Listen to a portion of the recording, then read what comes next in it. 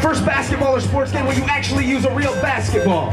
It's all about going to the rhythm of the beat. And the Spalding NBA ball that I'm holding actually comes with the game. We're gonna start over. We're gonna up the ante to ball, and let's bring Vinny back up to the stage.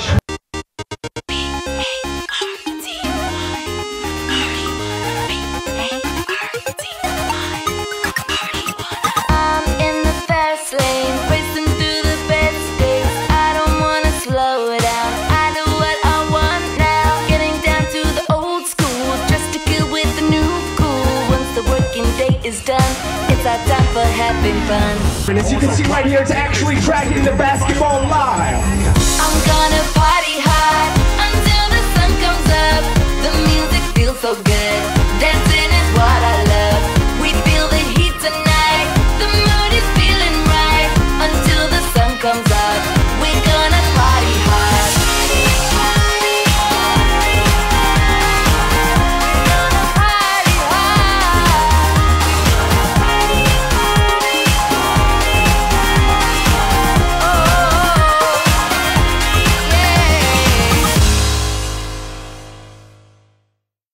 And day 2 of E3 2012 has come to a close. We are back here at our secret shooting location. As you can see, our luxurious accommodations that we have.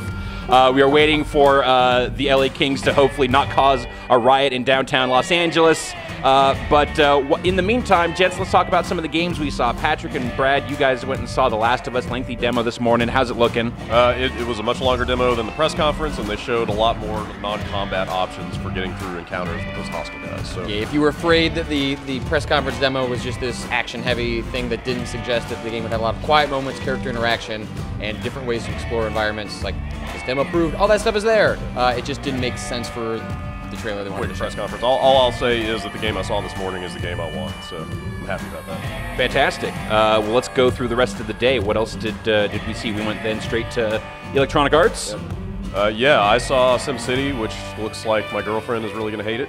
Because it's going to steal all your time away from her? I'm going to put some... It was the point where they were like, by the way, we have the editor from Spore in here for the buildings. Wait, really? Yes. They said that. Like you plop down buildings, but then you can pop up an editor and like graft all this stuff onto the side of it to add different functionality to it. You got to use all that stuff on something. That game looks awesome. I had a chance to go and play Need for Speed Most Wanted, the Criterion game. You know, it's a multiplayer demo that they're giving in there. Looks and plays real good. Just really enjoyed that. It feels like it is both Burnout Paradise and Need for Speed Most Wanted as a follow-up, kind of combined into one game. So that's just super exciting for me. Alex, what else did you see? Well, Brad and I saw Dead Space 3 as well. You played some Dead Space 3. How's it handle?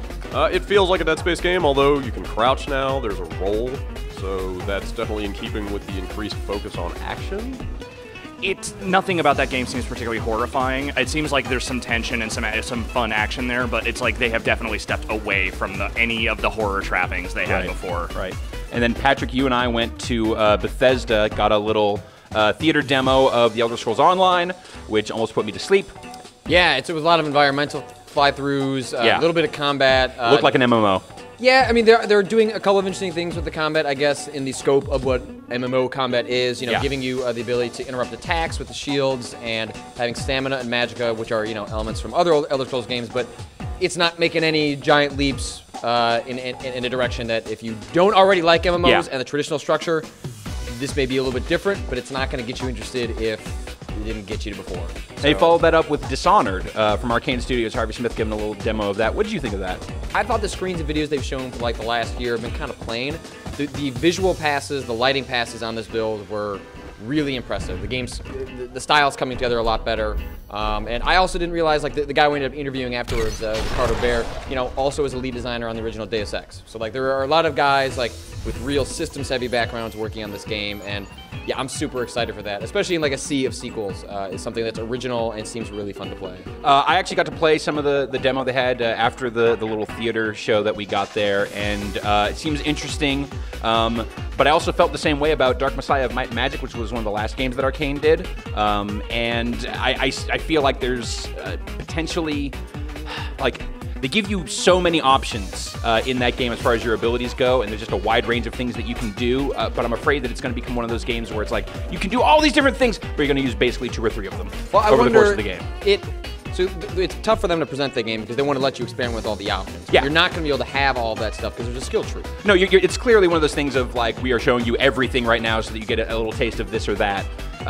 And you know, it's one of those things where you can definitely play that game not stealthy if you so desire, or you can get real subtle about it. And I kind of played it halfway between. Accidentally shot some innocent civilians right in the face at a couple points in that demo. So you know, it seems like they're trying to do like a good, bad, and then like kind of stealthy action dichotomy to the gameplay there.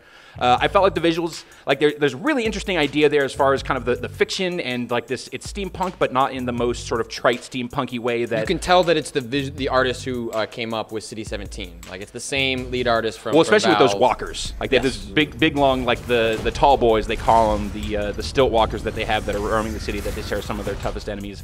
Like very, very reminiscent of some Half-Life 2 stuff. So, you guys went to Capcom. Yes, we did. I played Resident Evil 6. Patrick played Lost Planet 3. And Alex you played hung Devil May Cry. Alex hung You out, had an hung out interesting with a stripper. experience playing Devil May Cry. I did.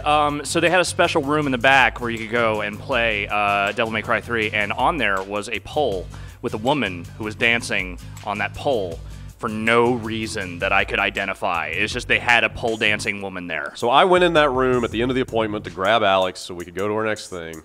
The stripper was lying bored on the floor next to the pole, and I feel like that image perfectly encapsulates this E3. It does.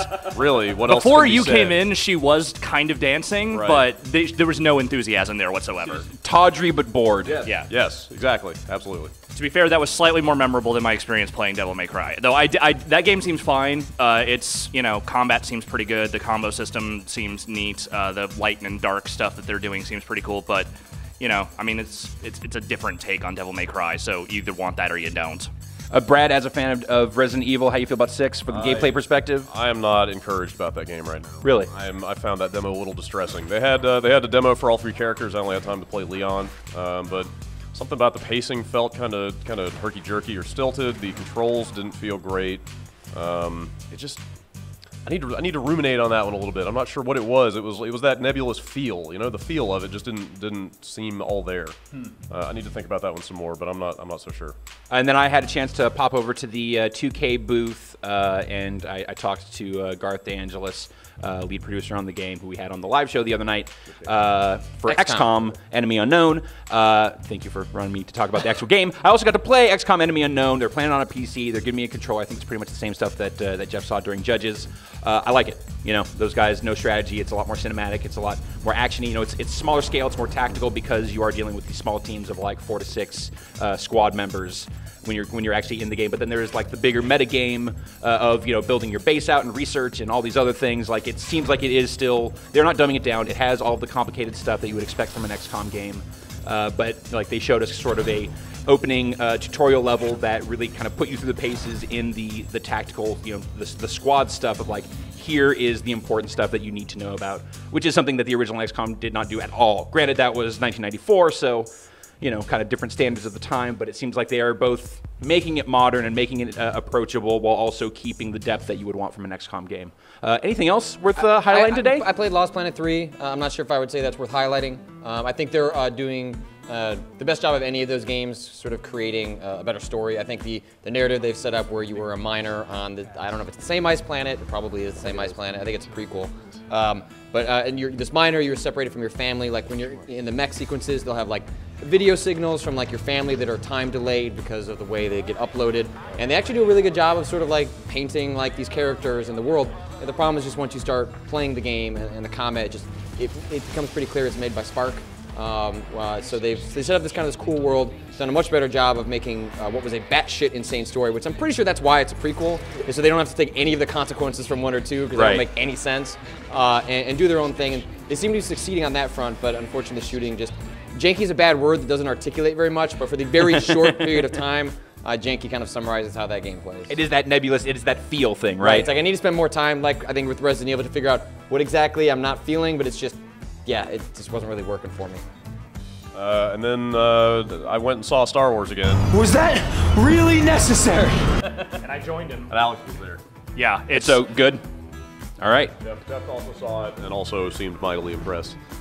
Fantastic. I don't know why I took the microphone because that's enough right there. Indeed, indeed. And I think that's pretty much our fleeting impressions for E3 2012 Day 2 coming to a close. We'll be back for the third and final day of the show, assuming that LA Lakers... What's that? Third and final day. The third and final day. Emphasize final. Emphasize the third final. and final day of E3 2012. Assuming the Kings don't burn down Los Angeles in the process. We'll see ya. Hopefully. Are